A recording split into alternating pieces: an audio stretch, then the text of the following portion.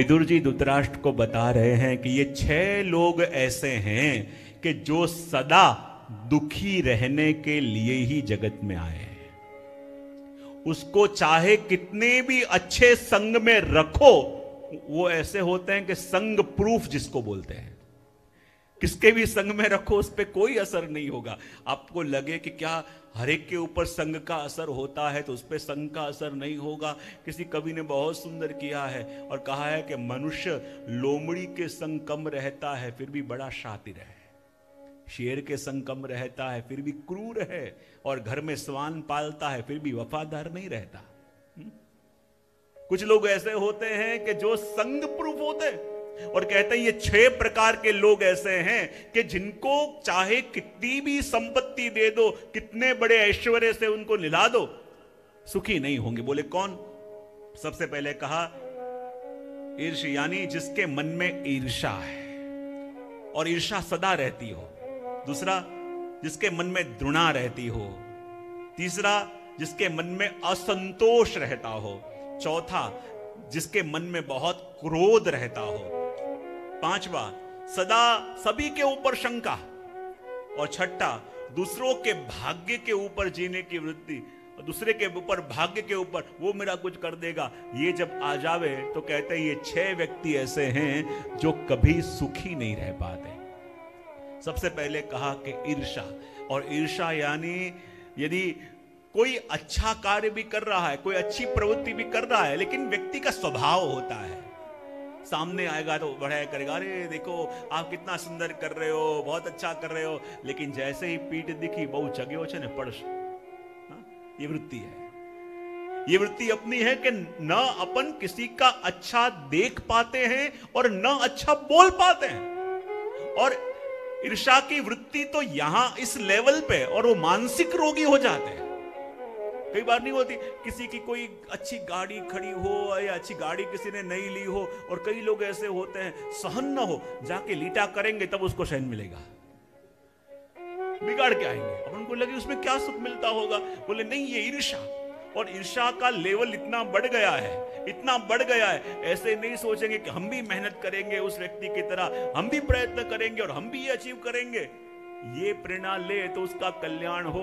लेकिन इतनी ज्यादा ईर्ष्या जब बढ़ने लगे ना कि कैसे उसका अहित करूं, कैसे उसका बिगाड़ूं, कैसे उसका ये करूं, और कोई अच्छा कार्य कर रहा है हमेशा उसके लिए कोई ना कोई बुरा बोलना, नेगेटिव बोलने की जो आदत पड़ती है ना, ये सब मानसिक रोगी है।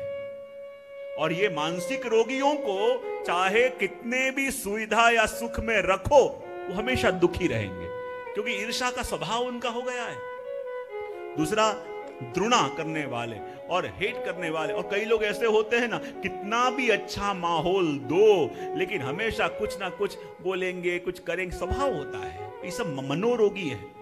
जिनके आगे किसी के बारे में बात करो, फलाने व्यक्ति के, अरे केवा जेवू नथी, फलाना आदमी कैसा, बोले वो तो ऐसा है, ऐसा ऐसा है, बोले ये कैसे हैं, बोले वो भी ऐसे हैं। जो व्यक्ति किसी के बारे में भी अच्छा बोल सकता न हो, सावधान हो जाना, ये मनोरोगी है। और हर कहीं अपन को दोष दिखते हैं तो मान लेना गड़बड़ सामने ही नहीं, गड़बड़ अंदर है। जहां हर किसी में दोष दिखे तो मानो गड़बड़ अंदर है। फिर तीसरा कहा असंतोषी।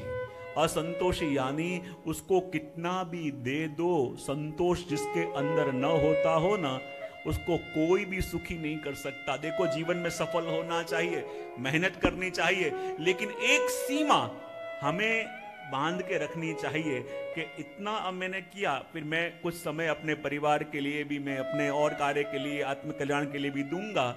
और यदि ये सीमा न रखी तो भागते भागते इतने आगे निकल जाओगे कि जिनके लिए भाग रहे हो ना, वो सब बहुत पीछे रह जाएंगे। ये बात भी ध्यान में रखना। और कह दिया कि जो असंतोषी है, किसी ने बहुत सुंदर कहा है कि जेनी पासे ओछू होय ने एने सुखी कराए, पर जेने ओछू ज पड़े एने क्यारे सुखी ना करे। जिसके पास कम हो उसे आप सुखी कर सकते हो, लेकिन जितना भी मिले उसे कम ही पड़ता हो, उसे दुनिया में कोई सुखी नहीं कर सकता।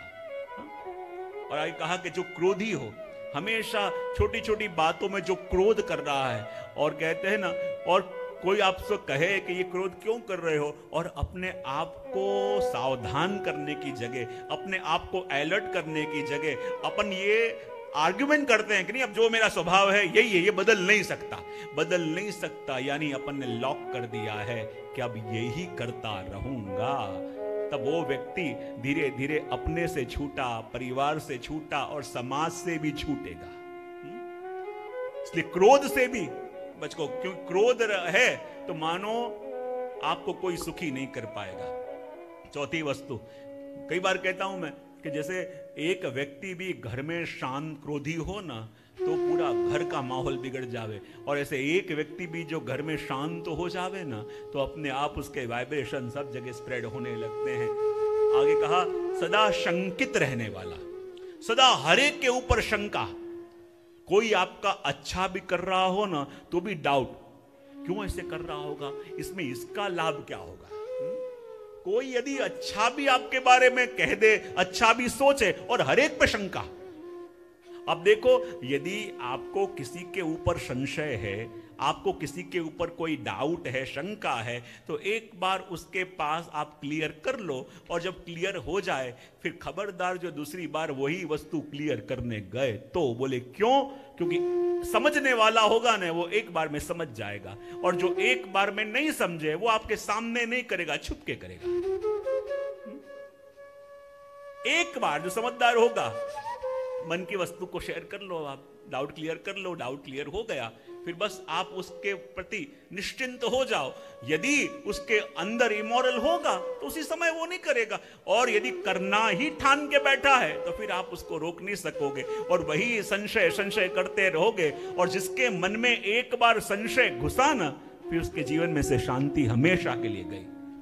न वो अपना कोई कार्य कर पाएगा, न अपना व्यवसाय कर पाएगा, न कोई प्रवृत्ति कर पाएगा, कुछ भी नहीं कर पाएगा। एक बार मन में संशय घुसा तो शांति गई, और उसको कोई सुखी नहीं कर सकता। और छठी वस्तु कही, दूसरे के भाग्य पे जीवन निर्वाह करने वाला, यानी कोई आएगा और आके मुझे सुखी कर जाएगा, ये सोच के वो मुझे आश्वासन दे रहे हैं कि वो मेरा हेल्प कर देंगे, वो मुझे कांटेक्ट करवा देंगे, वो मेरी पहचान करवा देंगे, ये दूसरों के भरोसे जो बैठे रहे उसको कोई सुखी नहीं कर सकता।